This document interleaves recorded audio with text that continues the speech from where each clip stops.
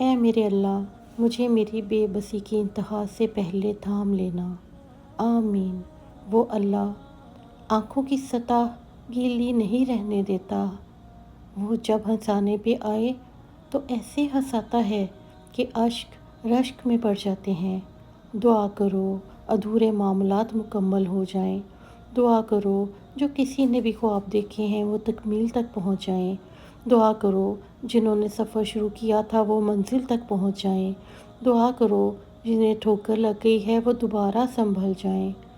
دعا کرو جنہوں نے گناہ کر لیے ہیں وہ توبہ کر لیں۔ دعا کرو پتھر دل بھی نرم ہو جائے۔ دعا کرو کہ عزتیں محفوظ ہو جائیں۔ دعا کرو کہ آسانیاں پیدا ہو جائیں۔ دعا کرو کہ مخلص محبتیں عام ہو جائیں۔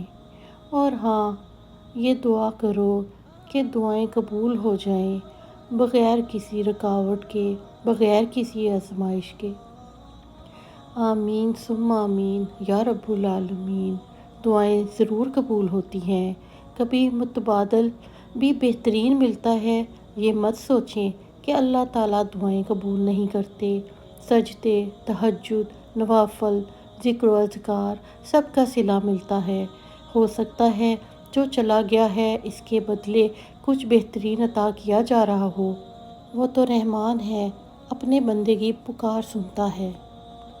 بس اللہ کی رضا پر راضی ہونا سیکھیں۔ دعائیں کبھی بھی ضائع نہیں ہوتی۔ اگر آپ جائز چیز مانگ رہے ہیں تو اللہ تعالیٰ پر بھروسہ رکھیں، اسی سے مانگتے رہیں۔ اور پھر بھی اگر آپ کی دعا کو شرف قبولیت نہیں مل رہا تو رو رو کر، گڑ گڑا کر بھی دعائیں مانگ کر دیکھیں۔ اور اگر پھر بھی اللہ تعالیٰ نے کن نہیں فرمایا تو اے مخلوق الوہاب، آپ نے مایوس نہیں ہونا، بلکہ اس پر توکل کرنا ہے کہ بے شک اللہ ہم سے زیادہ جانتا ہے۔ وہ جانتا ہے کہ کون سی چیز کس وقت ہمارے لیے بہتر ہوگی، تو وہ آپ کو وقت آنے پر اس چیز سے نواز دے گا۔ آپ کی دعائیں ضرور اپنے صحیح وقت پر قبول ہو جائیں گی۔ اور پھر دوسری طرف اگر وہ دعائیں دنیا میں ناقبول بھی ہوئیں تو پھر اللہ سے آپ نے پھر بھی گمراہ نہیں ہونا، بدگمان نہیں ہونا۔ ایسے حالات میں شیطان پوری کوشش کر رہا ہوتا ہے، پورا زور لگا رہا ہوتا ہے کہ کسی طریقے سے وہ آپ کو گمراہ کر دے، آپ کے دل میں وسوسے ڈالے، اللہ سے آپ کو بدگمان کر کے اپنے تمام حربے آزمائے۔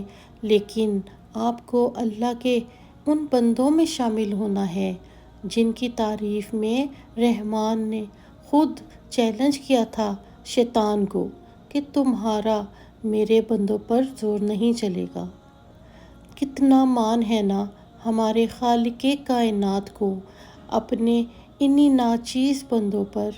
رسول اللہ صلی اللہ علیہ وآلہ وسلم نے فرمایا، جب قیامت کے دن ایسے لوگوں کو ثواب دیا جائے گا جن کی دنیا میں آزمائش ہوئی تھی تو اہل عافیت خواہش کریں گے کہ کاش دنیا میں ان کی کھالیں کینچی سے کتری جاتی۔ جن کی دعائیں دنیا میں قبول نہیں ہوئی تھیں اس کا اتنا بڑا اجر قیامت والے دن دیکھ کر اہل عافیت خواہش کریں گے کہ کاش دنیا میں ان کی بھی کوئی دعائیں قبول نہ ہوتیں۔